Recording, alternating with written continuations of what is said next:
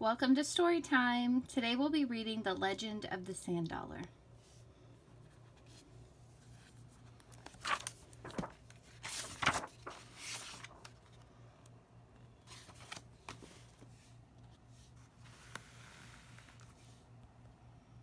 Why can't Mom and Dad take us to the beach? Carrie sniffled. It's only 2 days, whispered Margaret, and they'll come get us on Easter morning.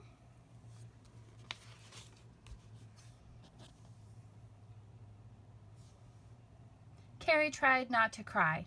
Every few years, her family went to Aunt Jane's house near the beach. I'll just think about playing with Cousin Jack, she told herself. I'll just think about the ocean. But her tears still fell as the bus took her farther and farther away from her mom and dad.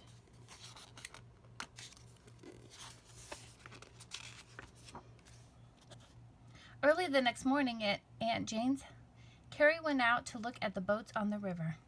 Carrie still missed her parents, but soon she heard the put-put-put of an engine coming toward her from upstream. Cousin Jack! Carrie, Jack hollered. What do you think about my new boat? It's not very big, she yelled back. Then it's perfect for you. He took her hand as she climbed on board.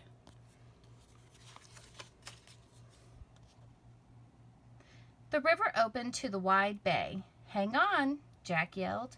Suddenly the ocean lay before them, as broad as the sky. A small island appeared in the distance. Waves lapped against the shore as Jack beached the boat. What's this? Carrie called, holding up a round object.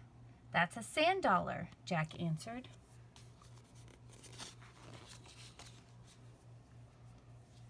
A sand dollar? Carrie cried.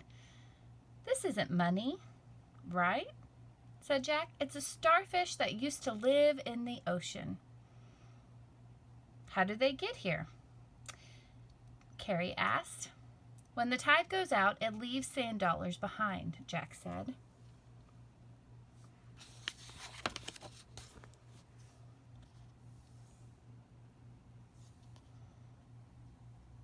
Why are they called dollars? She asked. Real dollars used to be round, said Jack, and they were made of silver, but sand dollars have value too. Then I guess we're rich, Carrie teased. In a way, he answered. The sand dollar tells a story, the greatest story of all.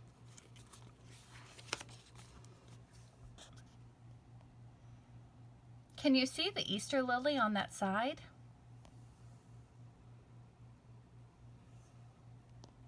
It's like a trumpet saying, Jesus is alive. Now look in the middle of the lily. There's the star from the east that led wise men to Christ. Remember Jesus' birth on this side too. See the Christmas flower? Both sides of the sand dollar tell the Easter story. See the 4 nail holes? And a 5th hole made by a spear? These remind us that Jesus died for us. Now hold out your hand, said Jack, and watch very carefully. He broke open one of the sand dollars, and 5 white shapes fluttered down. See the doves? This is the new life, the promise of Easter. As Jesus lives again, so can we. And these doves remind us to spread his promise and this hope to all people.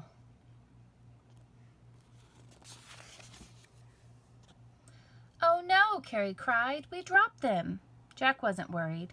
The high tide would leave more over and over. And I have a whole bucket full back home. As the tide rushed ashore again, Jack helped Carrie back into the boat, pushed it off the beach, and jumped inside. The boat crested the top of each wave, hung in the air, then swooped down like a ride on a roller coaster. But all the way back, Carrie could only think about the sand dollar and how valuable it really was. That night, the moon rose full across the water. You know what? Asked Jack. Your parents aren't that far away, like the moon and the tide. But the moon is far away from the ocean. They're still connected, Jack explained. The moon's gravity is what pulls the tide high. From that far away, that's how the tide works.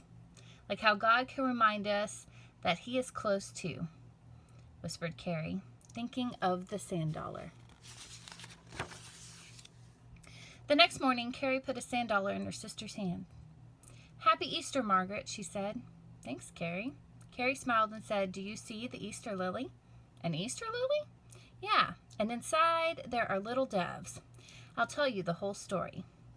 As they waited for their parents, Carrie shared the good news with her sister. Soon, Margaret smiled too.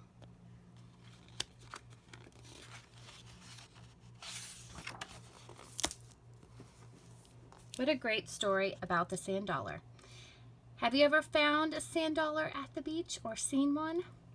I hope when you see one next, you will remember the story and remember that God loves you and he is always with you.